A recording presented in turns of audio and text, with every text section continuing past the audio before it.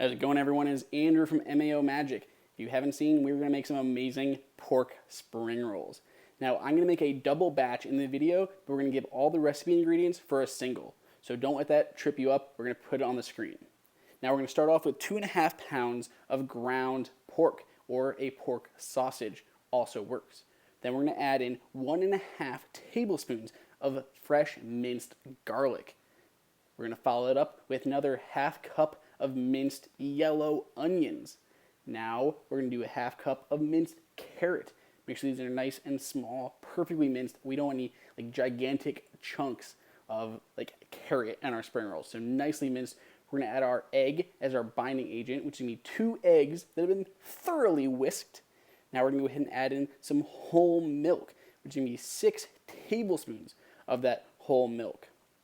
Now we're going to start to mix this up a little bit, but we're still going to add a couple more ingredients. So we're just going to get this going a little bit here so we don't like overflow the bowl as we're trying. So make sure you guys have a adequately sized bowl. Now we're going to go ahead and add in some fish sauce and some low sodium soy sauce. You can use regular soy sauce, but we're going to go with the low sodium. Keep this a little bit better, even though we're going to fry it.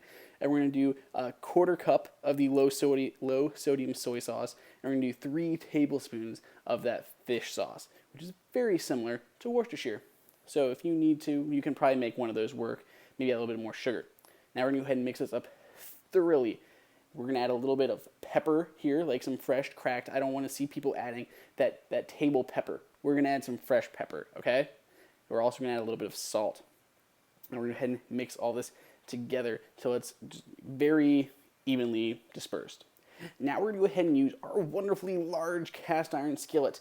This is a very big skillet, but anything will work, whether it's like a saute pan with like the high sides or a smaller cast iron skillet.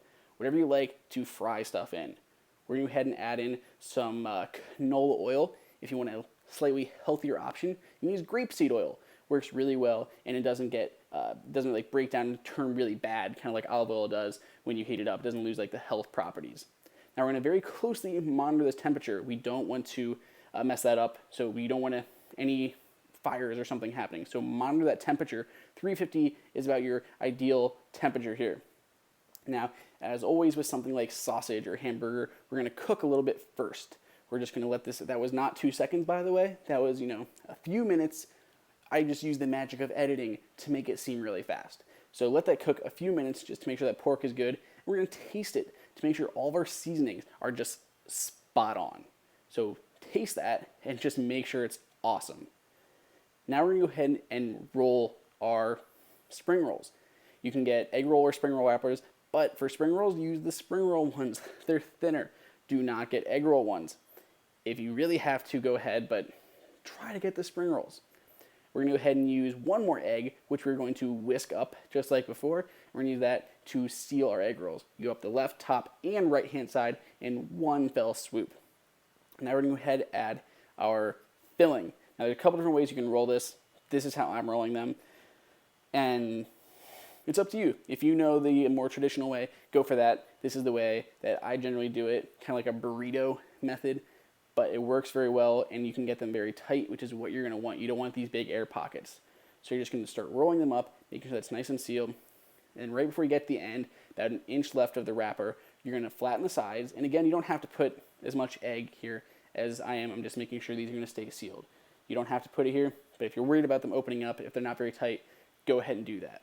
You're going to fold the edges in, and then you're going to finish rolling. The common way to do this, the other way that you see a lot, the more traditional way, is you put the filling, fold up the back corners first, then roll it, and then just do that last piece. And you don't have to kind of fold in at the last second there. But whatever works for you, it's your way. Now we're going to go ahead and fry these little guys. Notice how nice and tight these are. You don't want any of those like bubbles or floating up stuff. So we're going to go ahead and fry these for about 5 minutes or so. Note the pork is raw inside. So once these are done, cut one open and make sure you cook them long enough. You don't want to be sending out raw pork to all your guests. So make sure these are cooked nice and well, super crispy on the outside.